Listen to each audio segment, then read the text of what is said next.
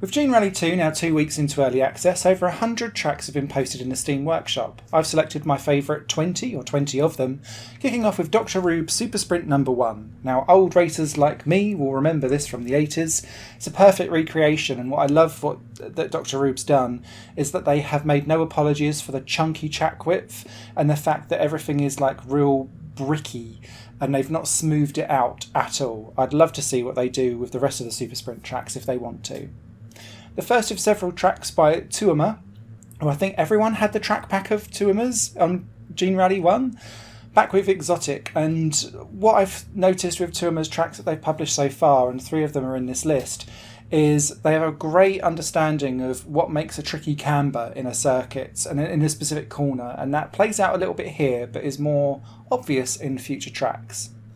Freechleaf from Geno X92 also plays a little bit with camber, but it's much more around having very satisfying, almost driftable hairpin bends or long hairpins that are quite wide. So the final corner really satisfying to just hammer it down and skid your way out again. But there is camber there too, as you can see on the start-finish line with a wee hump. Davive has also put together a great track called Lake Town Circuit, and whilst it kind of made me go, why are the curbs all on the outside? Actually, I think it makes it look quite nice and pretty, and it reminds me of the type of tracks that I used to go league racing with for time trials on the original GeneRally.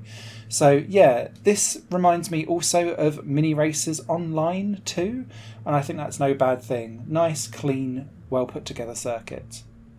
Deserter is Tuoma's second circuit on this top 20 list for me, and it's tricky because it's like Bahrain and Laguna Seca had a baby, because every single corner has a very different gradient and camber. So this looks like a very simple circuit on the surface, but that top chicane bend, so tricky it spits you out.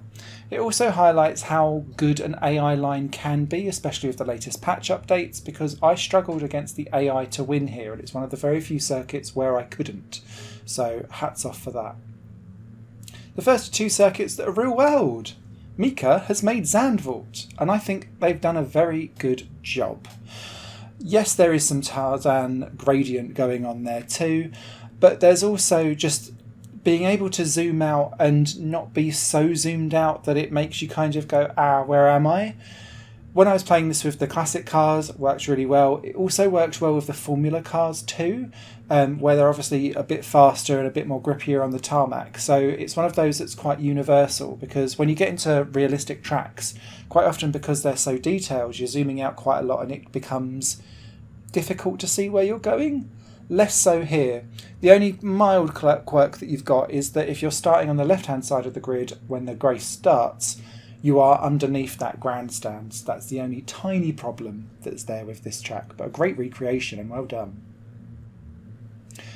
Mugello by MegaGIGAjoule, I think, is absolutely superb in the way how it's been pulled together and designed. It looks like someone's taken a satellite image and then transposed it into GeneRally 2's track editor. It's superb. Now, on the previous point where I was saying if you're zoomed out too much it can be quite difficult, this feels like at the most maximum that you'd want to zoom something out to, because now admittedly I was just using free AI here, but trying to spot all of your dots going around, sometimes it was getting a little tricky. I'd sometimes hit the barriers around the Arabatas. So, but it's still such a joy to play and a great recreation, probably the most graphically impressive in terms of detail. I really liked this As Van Circuit by Jandu, and it's because, again, going back to this gradient and camber, they've mucked about with it. So that first kind of big turn has a real high-end camber like Zandvoort Turn 3, but that kind of double 90 right around the Singapore thing also has a bump in it, which always unsettles the car, and it's really satisfying to get right. Again, I'll stop talking about camber after this one, I think. Cliffdale by Tuoma, the back end of this circuit has a really nasty downhill drop and twist, and it kept spitting me off. So it's one of those tracks that takes a while to really connect with and get right. But again, it's another great circuit's looking so simple, yet being tricky to master, I think. hats off to the creators. Meggo did a great Pargy remix. Now you might not necessarily see like the track has changed particularly much. They've done some subtle stuff with some of the elevation changes that are going on across and the gradient around the top hairpin.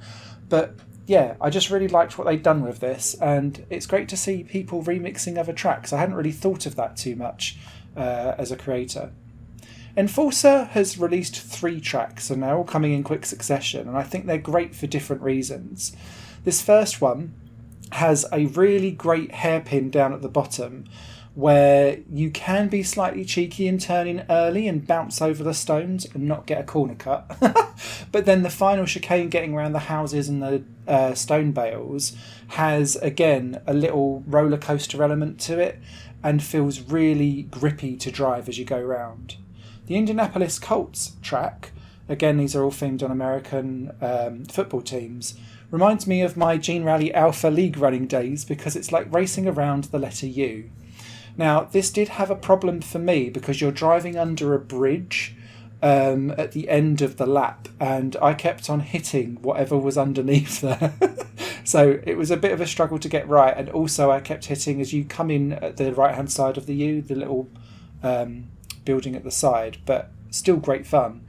And then Arizona has, as you can see as they're going through here, like a half pipe.